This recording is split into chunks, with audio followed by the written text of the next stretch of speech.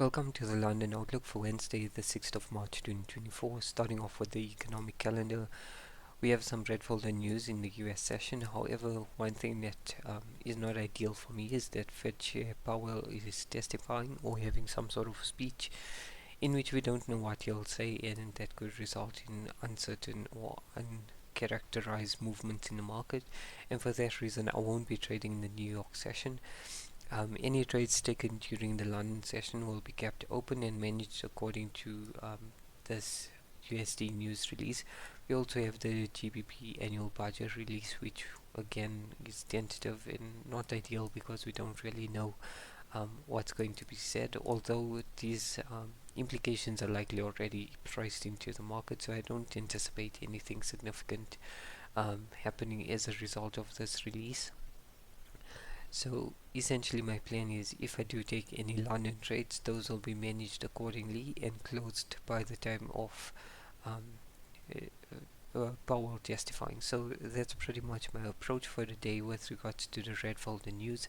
Moving on to the charts, starting off with the daily, what we can see is that we've had 3 consecutive bullish candles, and thus today we're anticipating that today will be a bearish day, and thus our bias for trading is primarily focused to short, although we have reasons to trade both directions. From a forex perspective, we know that market structure is bearish.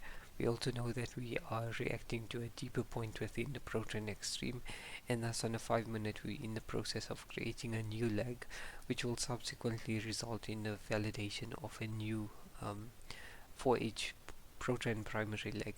However, yesterday you can see that we actually body broke this high, and that essentially meant that the pullback phase primary leg was extended, which then subsequently led to the creation of the a new pullback last point of supply, from which we can base any counter trend trades. However, as we know from the daily bias, we can only short, and since shorting is the pro-trend move, it makes a lot of sense to consider the fact that we're likely going to come towards at least targeting this 4-8 swing external range liquidity.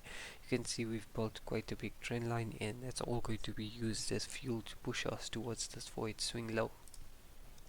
So having said all of that, how do we navigate the London outlook? Well, there's 2 ways.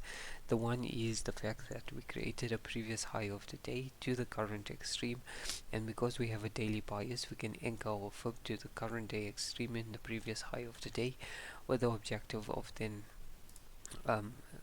taking a short, ensuring that we can somewhat reach a 1, 2, 3 at 70% of the daily range. The current daily range is about 60 pips, so 70% is about 42 pips.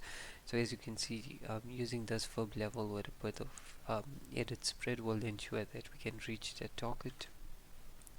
I'll set this order as we get closer to the Frankfurt session, as I don't want it to be that this order is triggered in the Asia range. So that's one way of navigating how to get into a short. The other alternative is that we actually take out the Asia range high, and then from then Frankfurt validates a Frankfurt high of the day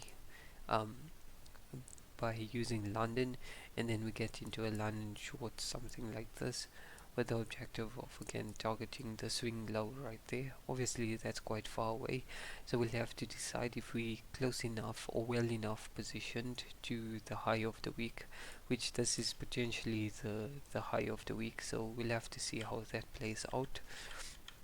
But those are 2 options to getting into shorts. Obviously the other option is that we actually just break through all of this, put in a London high of the day, but then like I said, I don't know what Powell is going to say, so from that point onwards, once the London high of the day is put in and there are no other there aren't any red folder GBP news in the London session, making it somewhat unlikely that we'll be able to position ourselves in a position prior to the New York session.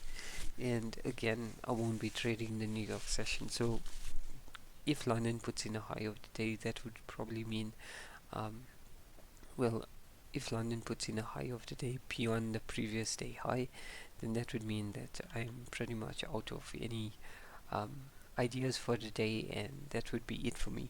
Other than that, I hope you have a good London session, and we'll chat about, or we'll have a New York outlook, just highlighting what had happened in the London session, and potentially the New York outlook will serve as an end of day review for today.